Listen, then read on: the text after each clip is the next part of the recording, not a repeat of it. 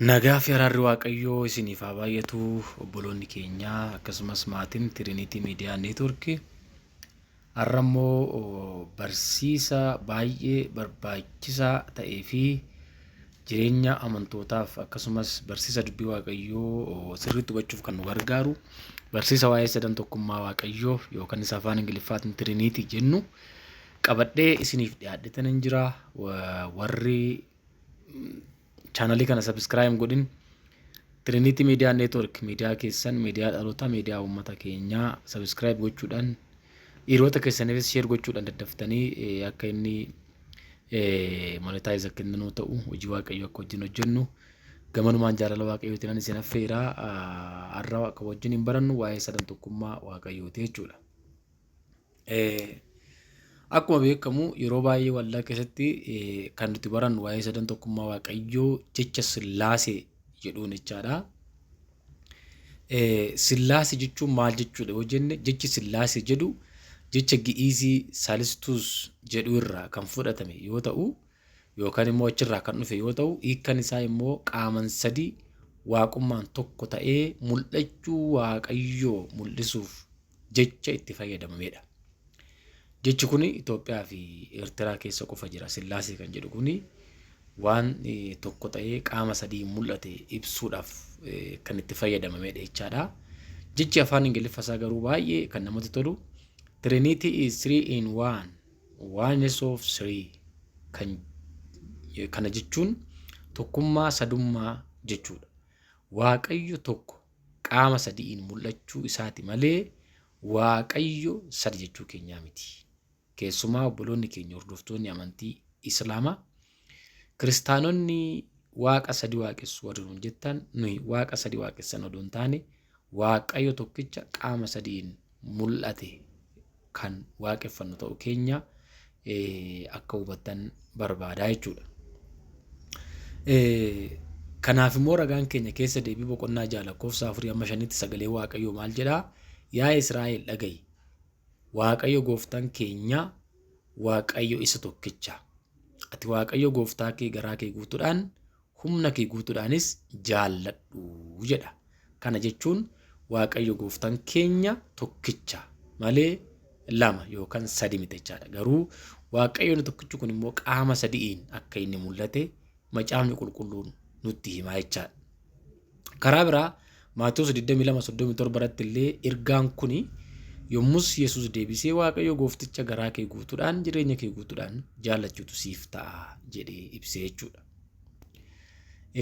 Itti fufuudhaan Waaqayyo Abbaan, Waaqayyo Ilmi, Waaqayyo Hafuurri Qulqulluun Waaqayyo inni tokkichi qaama sadan ittiin of ibse yoo ta'u Waaqayyo Abbaan, Waaqayyo Mootii bara baraa, hangafa naga'aa, uumaa uumama hundumaa, bulchaa fi hoogganaa addunyaa kanaati. Akkasumas fakkaattii fi gita kan hin qabne Waaqa bara baraan jiraatudha. Waaqayyo uumaa samii fi lafaa ta'uu isaa seera uumamaa boqonnaa 1:1 irratti jiraataa bara baraa ta'uu isaa immoo seera ba'uu 3:6-8 hundumaa kan beekuu fi hundumaa kan danda'u Waaqayyo isa bara baraa omnipotent, omniscience, omnipresence kan jennu jecha afaan Ingiliffaa yookaan theological wordidhaan jechuudha. Qaamonni sadan tokkummaa Waaqayyoo kunis immoo tokko Kiristoos Yesuus.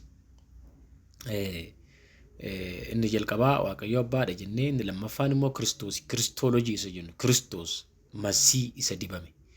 Kiristoolojiin saayinsiidha, is scientific. Kana jechuun saayinsii barumsa waliigalaa waa'ee Kiristoos. Jechi Kiristoolojii jedhu kuni yeroo biraa bal'inaan walitti deebina. Ammaaf garuu jecha lamarraa kan dhufedha. Christ and Logi kan jedhu. Christ jechuun Yesuus Kiristoos jechuu yoo ta'u, Logi jechuun immoo qo'achuu study jechuudha. Gabaabumatti Kiristoolojii jechuun study about Christ jechuudha. His humanity and his divinity. Kanaafuu waa'ee Kiristoos, waa'ee eenyummaa isaa fi waaqummaa gooftaa Yesuus kan barsiisudha jechaadha. Kiristoolojiin barumsa waa'ee Yesuus Kiristoos maal jetta jedhuuf deebii kan kennudha. Kunis Maatiyos 16:13-20 irratti hundaa'uudhaan eenyummaa Yesuus yeroo lafa irra ture, tajaajila isaa, foon ta'ee Waaqayyo gara biyya lafaa kan dhufe ta'uu isaa fi kan kana fakkaatan saayinsii nu barsiisudha. Kun immoo jechoota lama irraa dhufuu isaa kan nu hubachiisudha. Kiraayist akkuma nuti jedhe loojii. Kiraayist jechuun Kiristoos yoo ta'u, loojii jechuun immoo isteedii yookaan qo'achuu jechuudha. Walumaa galatti hiikkaan isaa waa'ee Kiristoos qo'achuu jechuudha. Inni kan biraa hafuura qulqulluudha. Kanaaf karaa biraa maanni qaamota sadan tokkummaa Waaqayyoo kan jennu Waaqayyo Abbaa, Waaqayyo Ilma, hafuura qulqulluu niwumaatooloojii kan jennu jechuudha. Barsiisii waa'ee hafuura qulqulluu jecha Ingiliffaa niwumaatooloojii jedhu irraa kan dhufe yoo ta'u, afaan Giriikitti niwumaa jechuun hafuura yookaan lubbuu jechuu yoo ta'u, loojii jechuun immoo qo'achuu yookaan immoo akkuma walitti jenne waa'ee isaa qorachuu jechuudha. Walumaa galatti niwumaatooloojii jechuun waa'ee hafuura qulqulluu amantii waldaa kiristaanaa qabdu qo'achuu jechuudha. Kanaafuu hafuura qulqulluun eenyu gaaffii jedhu kaasuudhaan yoo jalqabnu hafuura qulqulluun macaafa qulqulluu keessatti isa jedhamee kan waamame eenyummaa kan qabu ta'uu isaa nu hubachiisa. Kanas Yohaannis 4:26 keessatti abbaa wajjin walqixxummaadhaan yookaan immoo waaqummaadhaan ulfinaa fi aangoodhaan tokko ta'uu isaa nuuf ibsaa jechuudha. Hafuurri qulqulluun eenyummaa kan qabu ta'uu isaa haalaan hubannee hubachiisuu fi tokko beekaa waan ta'eef ni barsiisa. Hafuurri qulqulluun beekadha. Inni lammaffaan fedhii waan qabuuf ni gadda. Hafuurri qulqulluun beekaa ta'uu isaa kan hubachiisu Yohaannis 4:26 yoo ta'u, fedhii waan qabuuf immoo ni gadda kan jedhu Efesoon 4:30 irratti maal jedha? Hafuurri qulqulluun gaddisiisaadha waan ta'eef. Sadaffaan immoo aangoo waan qabuuf ni eeyyamas.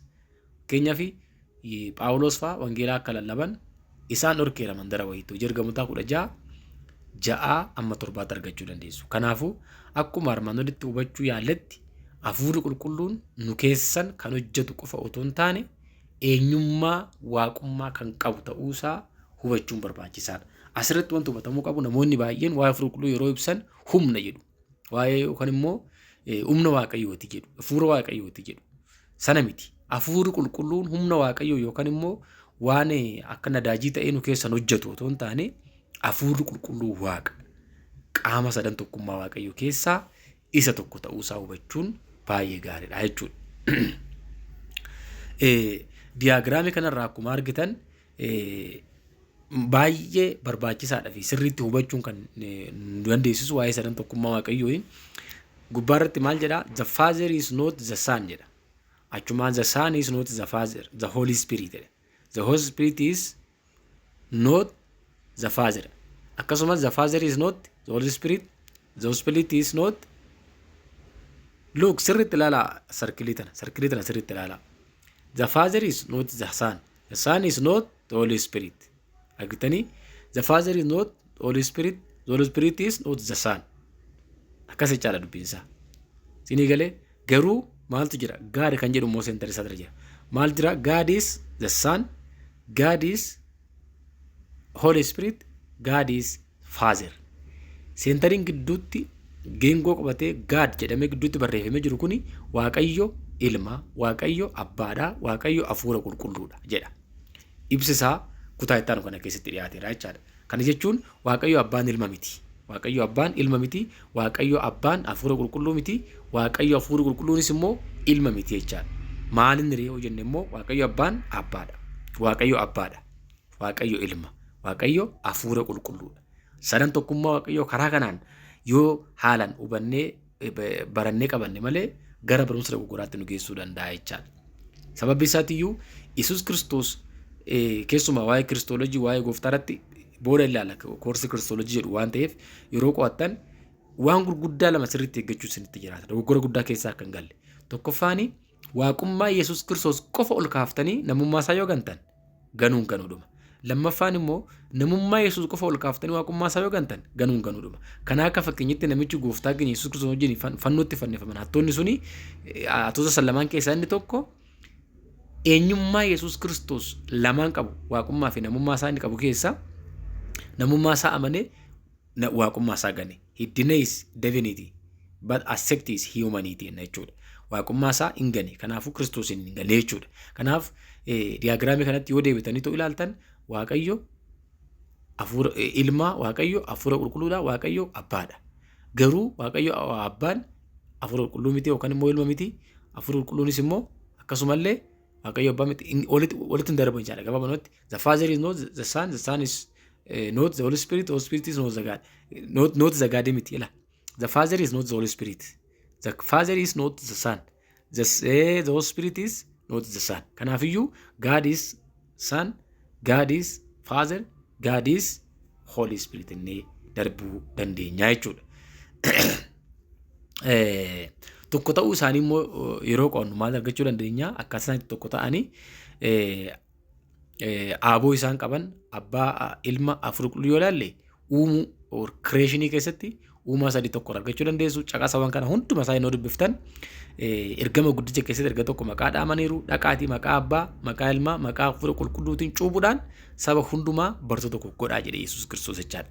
Lama dhalachuu or reborn regenerationii keessattis immoo Yohaannis tokkoffaa 4:9 gubbaatti Filiippoos 2:6-7 fi kana keessatti argattu jechaadha. Caqasa kana jalatti cuubuu keessattis fayyisuu keessattis kennaawwan garaagaraa keessattis du'uu fi du'aa ka'uu keessattis sadan tokkummaa kun walqixa maqaa dhaamuusaa ni argina jechuudha.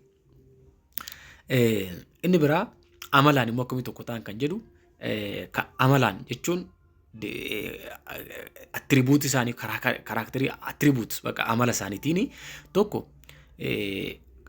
amalli bara baraa ta'uu yookaan immoo eterniitii kan jennu abbaan kan bara baraati, ilmi kan bara baraati, hafuurri qulqulluunis immoo kan bara baraati. Lammaffaan immoo waa'ee hunduma danda'u hojii of fudhanne immoo abbaanis hunduma danda'a, ilma hunduma danda'a, hafuurri qulqulluun hunduma danda'a. Garuu gargar ba'anii todoo hin taane isaan kun tokko ta'anii jechaadha. Kuni sammuu namaatiin waaqayyo hin baratamu yookaan immoo hin lammadin kan jedhamu sanaaf waan ta'eef waaqayyo kana akka ta'e jechaadha.